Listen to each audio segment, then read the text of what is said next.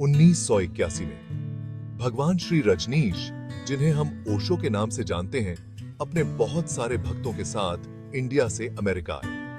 ओशो का यह कदम उनके अनुयायियों के लिए एक नई उम्मीद लेकर आया। वो लोग ओरेगोन में एक बहुत बड़े से फार्म में जाकर बस गए। यह जगह उनके सपनों का आशियाना बनने वाली थी। वहां उन्होंने रजनीशपुरम नाम का एक कम्यून बनाया। यह कम्यून उनके विचारों और सिद्धांतों का प्रतीक था। ओशो एक ऐसी दुनिया बनाना चाहते थे जहां सब लोग मेडिटेशन, प्यार और आजादी से जी सकें। उनके अनुयायी इस विचारधारा से बहुत प्रभावित थे। उनके प्रवचन, जो ध्यान, प्रेम और स्वतंत्रता पर ही होते थे, हजारों लोगों को पसंद आते थे। उनके शब्दों में एक खास आकर्षण था। उनका व्यक्तित्व और उनकी अलग तरह की शिक्षाओं ने उन्हें खास तौर पर वेस्टर्न कंट्रीज में बहुत फेमस बना दिया था। लोग उनकी ओर खींचे चले आते थे। उनके भक्त, जिन्हें सन्यासी कहा जाता था, रजनीशपुरम में एक अच्छा खासा समाज बनाकर रहने लगे। यह समाज ओशो के आदर्शों का जीवंत उदाहरण था। रजनीशपुरम बहुत जल्दी ही चर्चा का विषय बन गया। यह एक ऐसा स्थान था जहां लोग आध्यात्मिकता और भौतिकता के बीच संतुलन खोजने आए थे। ओशो की शिक्षाएं, जिनमें शारीरिक सुख और आजादी पर जोर दिया जाता था, ने दुनिया भर के लोगों को आकर्षित किया। लेकिन ये शिक्षाएं स्थानीय लोगों को पसंद नहीं आईं और उनके साथ थोड़ी अनबन होने लगी। स्थानीय लोग ओशो के विचारों को अपने पारंपरिक मूल्यों के खिलाफ मानते थे। सन्यासी और स्थानीय लोगों के रहन सहन और संस्कृति में भी बहुत फर्क था, जिसकी वजह से झगड़े होने लगे। दोनों समुदायों के बीच की खाई दिन ब दिन बढ़ती जा रही थी। ओशो और उनके भक्तों ने रजनीशपुरम को अपने पैरों पर खड़ा करने की कोशिश की। उन्होंने इसे एक आत्मनिर्भर समुदाय बनाने का सपना देखा। उन्होंने खेती की, बिजनेस शुरू किया और अपने जीवन को बेहतर बनाने के लिए हर संभव प्रयास किया और कंस्ट्रक्शन में भी पैसा लगाया। उन्होंने कई इमारतें और सुविधाएं बनाई। उन्होंने एक स्कूल, एक हॉस्पिटल और अन्य आवश्यक सेवाएं स्थापित की। और तो और एक हवाई पट्टी भी बनवाई। यह सब कुछ रजनीशपुरम को एक पूर्ण समुदाय बनाने के लिए किया गया था। यह सब देखकर रजनीशपुरम और स्थानीय लोगों में दूरी बढ़ती गई।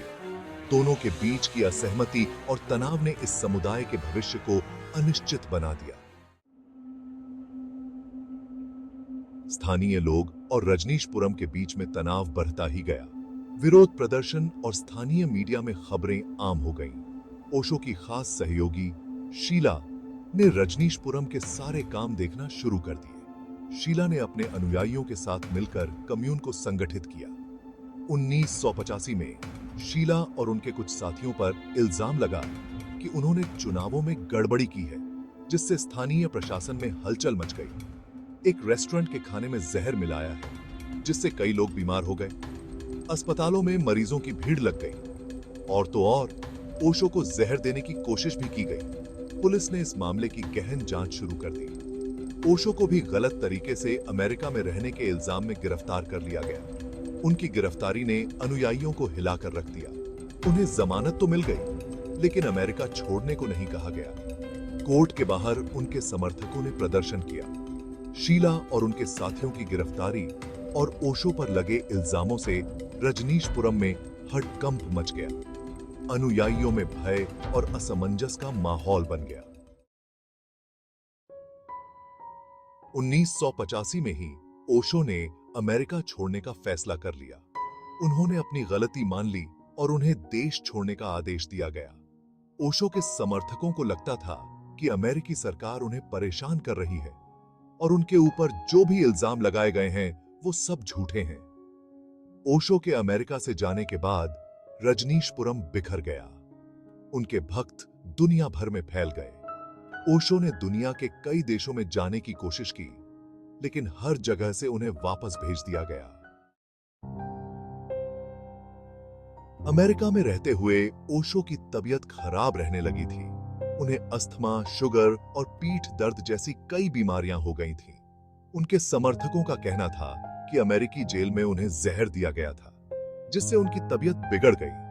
हालांकि इन बातों का कोई सबूत नहीं मिला, लेकिन यह साफ था कि अमेरिका में जो कुछ भी हुआ उसका असर ओशो की सेहत पर बहुत बुरा पड़ा था।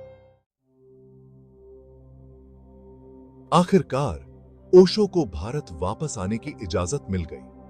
उन्होंने पुणे में अपने आश्रम को फिर से शुरू किया और अपने शिष्यों को शिक्षा देना जारी रखा। 1990 में 59 साल की उम्र में उनकी मृत्यु हो गई। ओशो का जीवन और उनकी शिक्षाएं आज भी दुनिया भर के लाखों लोगों को प्रेरित करती हैं।